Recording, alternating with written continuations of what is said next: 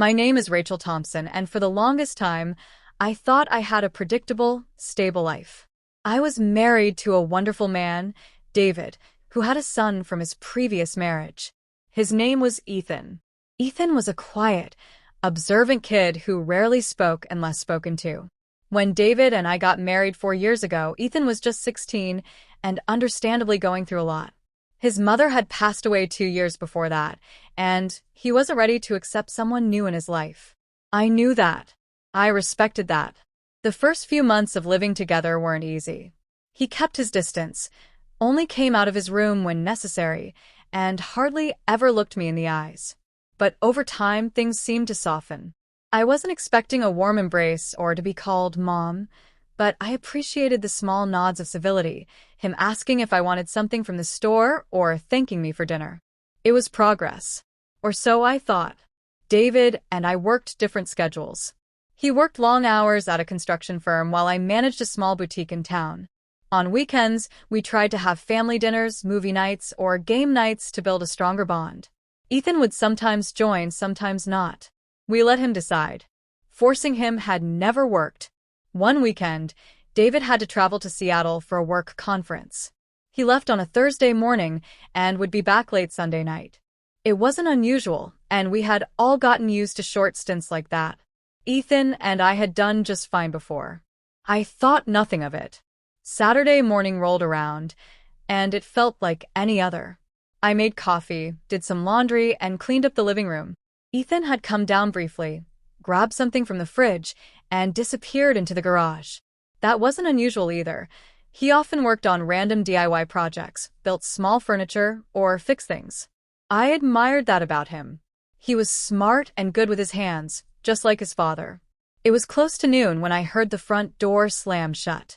I turned quickly from the sink where I'd been rinsing dishes.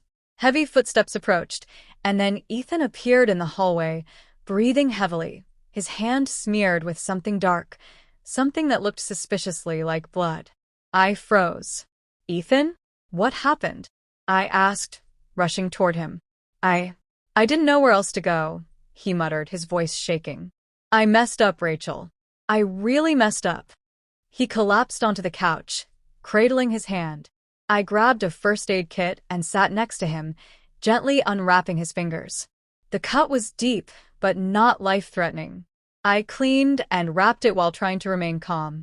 Tell me what happened, I said softly. He stared at the floor, jaw tight. I was with some friends. We went to the old quarry. You know, where the abandoned cabins are? I nodded slowly. It was a local spot where teens often hung out, despite repeated warnings from the police and parents. It was dangerous, steep cliffs, unstable structures, and isolated. We were just messing around, he continued, drinking a little. Then some guys showed up. Older guys. I don't even know where they came from. Things got weird. One of them pulled a knife, started threatening Chris. He's one of my friends. I grabbed a piece of wood and hit the guy's arm. He dropped the knife, but I think I broke something in his wrist. We ran. I got cut while climbing through the fence. I sat there, stunned. Did anyone call the police? No. We panicked. Everyone scattered. I didn't know what to do. I didn't want to call Dad and make things worse. You did the right thing by coming home. We need to report this. His eyes widened in panic. No, Rachel, please. If I go to the police, they'll think I started it. I don't even know if the guy is okay. What if he presses charges? I can't get in trouble right now. I'm graduating in 2 months. I've worked so hard. Please. I looked at him, really looked at him. There was fear in his eyes, but also sincerity. He wasn't a bad kid. He had tried to protect a friend, and it had gotten messy. I took a deep breath. Okay, we're not going to hide it, but let me talk to your dad first. Just give me a few hours to figure out how to handle this. Ethan nodded, visibly relieved. That evening, I called David and explained everything. To his credit, he remained calm and asked to speak with Ethan. They talked for over half an hour. When Ethan handed me the phone back, David sounded firm but supportive.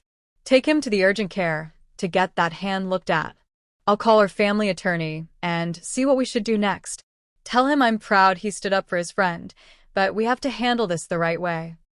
The next day, we went to urgent care, and they stitched Ethan's palm. Nothing serious. While we waited, he talked more than I'd ever heard him talk before. He told me about Chris, how he'd struggled with bullying, how the other boys in the group weren't really his friends, just people to hang out with. He admitted he didn't feel like he fit in anywhere. And then he said something I'll never forget. "I'm really sorry I've been cold to you all these years," he said. "I just didn't know how to let someone else in after my mom died. But you've been patient, and you didn't give up. I see that now. And thank you."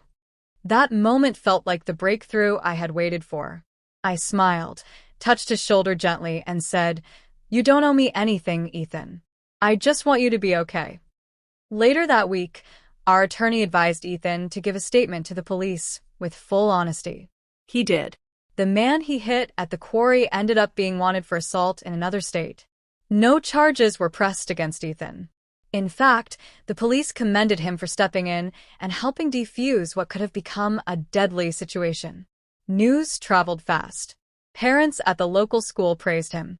Even his principal mentioned him during an assembly, reminding students of the importance of bravery and looking out for one another. Ethan didn't like the attention, but I could see something had changed. He stood a little taller. He smiled more often. One afternoon, about a week after everything had settled, I found a small box on my nightstand. Inside was a delicate silver bracelet with a simple heart charm. There was a note. "For being the heart of this home when I couldn't see it. Thank you, Ethan." Tears welled up in my eyes. I never expected my stepson to do something so thoughtful, so meaningful. The boy who once wouldn't speak to me had now opened a part of his heart I didn't think I'd ever reach. That summer, Ethan graduated high school with honors.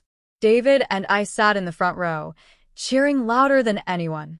After the ceremony, he hugged both of us, publicly, without hesitation. For me, that hug felt like years of quiet struggles melting away. Now, 2 years later, Ethan is in college studying mechanical engineering. He visits us during breaks, calls to check in, and sometimes even asks for recipes. Our bond isn't perfect, but it's real. And every time I look at the silver bracelet in my jewelry box, I remember that one unforgettable weekend. The one that started in panic and fear and ended with healing and connection. Because what shocked me the most wasn't what Ethan had done at the quarry, it was how much he had grown. And how, despite everything, we became a true family.